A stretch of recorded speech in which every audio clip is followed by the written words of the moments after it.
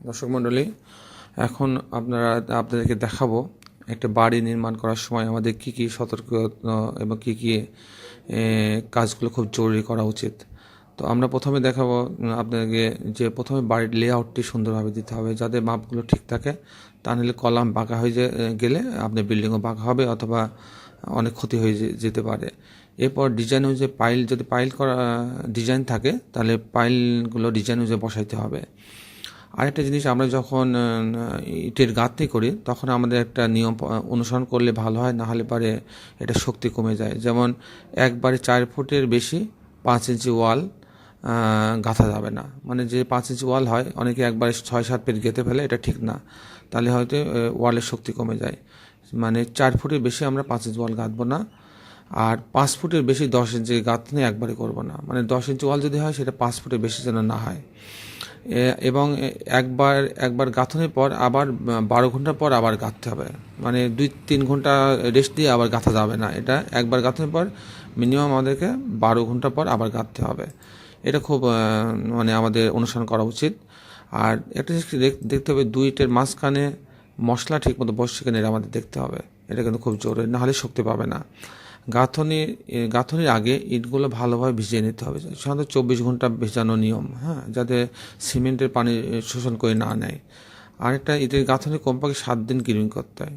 ইটের গাঁথনি 7 দিন ধরে, একদিন পরে মোট 7 দিন পানি দিতে হয়। এটা খুব যত পানি দিবেন সুন্দর করে তত শক্তি বেশি পাবে।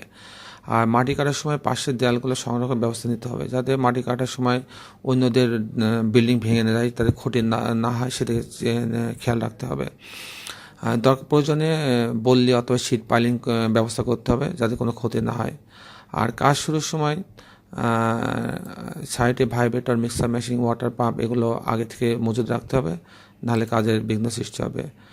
আর যদি সরকারি কাজ হয় তাহলে টেস্ট সিলিন্ডার মোল্ড তৈরি করে নিতে হবে। আর শাটারিংয়ের উপরে এবং নিচে পরীক্ষা করে দেখতে হবে যে আমরা শাটারিং করে আর উপরে নিচে দেখতে হবে যে ঠিকমতো বাঁশগুলো সেট করেছে না, কাঠগুলো ঠিকমতো সেট হয়েছে কিনা।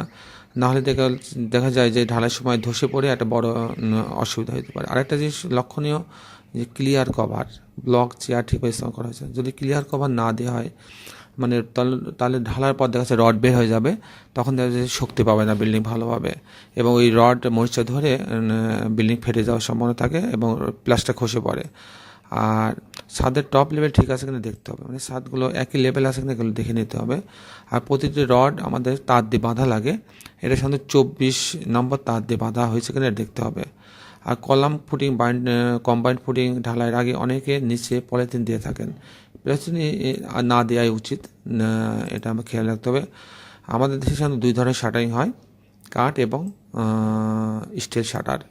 তো দেখা যায় যে একই শাটারিং বারবার ব্যবহার করার ফলে ক্ষমতা অনেক কমে যায়, বাঁশের টেকনিকগুলো দুর্বল হয়ে যায়, তখন দেখা যাচ্ছে ধসে পড়ার সম্ভাবনা থাকে, অথবা বাঁকা হয়ে গেলে পরে দেখা যাচ্ছে কলাম বাঁকা হয়ে যাবে, অথবা ঢালাই বাঁকা, ছাদ বাঁকা দেখা যাবে। এবং শাটারিংয়ের ওজন বেশি এবং ঢালাইয়ের ওজন বেশি হলে ভেঙে পড়ার সম্ভাবনা থাকে, এটা আমাদের খেয়াল রাখতে হবে। এগুলো যদি নতুন তা আমরা ব্যবহার করতে পারি। শাটারিং পানিরোধী না হয়, পানিরোধী যদি না করতে পারি, যদি ঢালাই মশলা বের হয়ে যায়, তাহলে কিন্তু ঢালাইয়ের ফেটে যাবে, ঢালাইয়ের মান কমে যাবে। সেদিন দেখতে হবে যে কোনো মশলা যেন শাটারিংয়ের পাশ দিয়ে বের না হয়ে যায়। শাটারিংয়ের ঊর্ধ্বমুখে সাপোর্ট হিসেবে বাঁশ ব্যবহার করা হয়ে থাকে, সাধারণত এটা 10 ফুট হয়ে থাকে। অনেক সময় দেখা যাচ্ছে যে ইট দিয়ে উঁচু করা হয়, এটা ঠিক না। ইট দিয়ে উঁচু করা হয়, এটা কিন্তু ঠিক না, এটাতে শাটারিং দুর্বল হয়ে পড়ে। এক্ষেত্রে আমাদের খেয়াল রাখতে হবে, বাঁশগুলো বাঁধন চলবে না। অনেক দেশে একটা বাঁশের সাথে একটা জোড়া দিয়ে বেঁধে দিয়ে বাঁশটা বড় করে, কিন্তু এটা শক্তি নিতে পারে না, এটা আমাদের খেয়াল রাখতে হবে। ছাদের শাটারিং কমপক্ষে 21 দিন রাখতে হবে, এই 21 দিন পানি দিয়ে ভিজাইতে হবে। আর আরেকটা হচ্ছে যে শাটারিংয়ের উচ্চতা 12 ফিটের বেশি হলে অবশ্যই আড়াআড়ি ব্লেসিং দিতে হবে, এটা কিন্তু খেয়াল রাখতে হবে। কারণ 12 ফিটের বেশি হলে কিন্তু লোড নেওয়ার ক্ষমতা বাঁশের কমে যায়, এটা খেয়াল রাখতে হবে। আর যদি 15-20 ফিটের উপরে হয় তবে অবশ্যই শাল বললে খুঁটি ব্যবহার করতে হবে, অবশ্যই এটা কিন্তু খেয়াল রাখতে হবে। প্রতি ফুলের কলামগুলো সাধারণত 9-10 ফুট উচ্চতা হয়ে থাকে। রাজমিস্ত্রিগণ দ্রুত কাজ করার জন্য 9 ফুট 1 ফুটের ঢালাই দিয়ে থাকে, এটা কিন্তু ক্ষতিকর। সাধারণত এটা 2 পারে ঢালাই দিতে হবে। আর প্রতি ব্যাগ সিমেন্টের জন্য ঢালাই সর্বোচ্চ 25 লিটার পানি ব্যবহার করে, এটা আমরা জানি। প্লাস্টারিং কখনো 1.5 ইঞ্চি এর বেশি হওয়া উচিত নয়। প্লাস্টার কখনো 1.5 ইঞ্চি বেশি হওয়া উচিত নয়। ঢালাইয়ের কাজ যেমন বিম, ছাদ, সিলিংয়ের উপর মানে 1/4 ইঞ্চি করা হয়, ইটের গাঁথনি 1/2 ইঞ্চি করা হয়। আর যদি বেশি প্লাস্টারের জন্য প্রয়োজন হয়, তো 2 লেয়ারে প্লাস্টার করতে হবে। 2 লেয়ারে প্লাস্টার মানে 2বার প্লাস্টার করতে হবে। প্লাস্টারের পূর্বে ইটের গা থেকে মশলাগুলো পরিষ্কার করে নিতে হবে, অথবা ময়লা থাকলে সেটা পরিষ্কার করে নিতে হবে। সিলিং ভালো করে চিপিং করে নিতে হবে, এটা কিন্তু খুব ইম্পর্টেন্ট। সিলিং যদি আমরা ভালো চিপিং না করি, কিছুদিন পর সিলিং থেকে প্লাস্টার খসে পড়বে। ইটের দেওয়ালে পানি দিয়ে সম্পূর্ণ ভিজিয়ে নিতে হবে, যাতে দেওয়াল প্লাস্টার থেকে পানি শোষণ করে নিতে না পারে। এর আগেই বলছি, প্লাস্টার হওয়ার 24 ঘন্টা পর 7 দিন ক্লিন করতে হবে, এটা তো বলছে।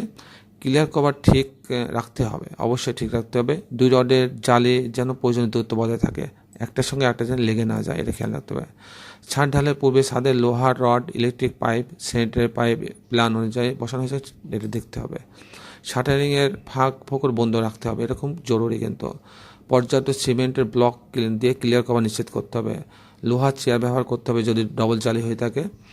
আর সাধারণত ঢালাই সকাল থেকে শুরু করা উচিত, তাহলে পরে বিকেলের আগে শেষ হয়ে যায়। মিক্সার মেশিন সিমেন্ট বালি দিয়ে সঠিকভাবে মেশানো হচ্ছে কিনা, এটা কিন্তু নিজে দেখতে হবে এটা।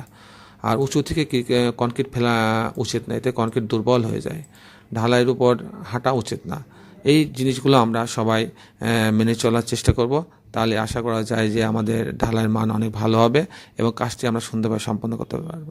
দর্শক মণ্ডলী, আগামী পর্বে আরেকটি সুন্দর ভিডিও নিয়ে আপনাদের সামনে উপস্থিত হব। ততক্ষণে আপনাদের কাছে বিদায় নিচ্ছে, আর আমাদের ভিডিওগুলো নিয়মিত দেখতে থাকেন। আল্লাহ হাফেজ।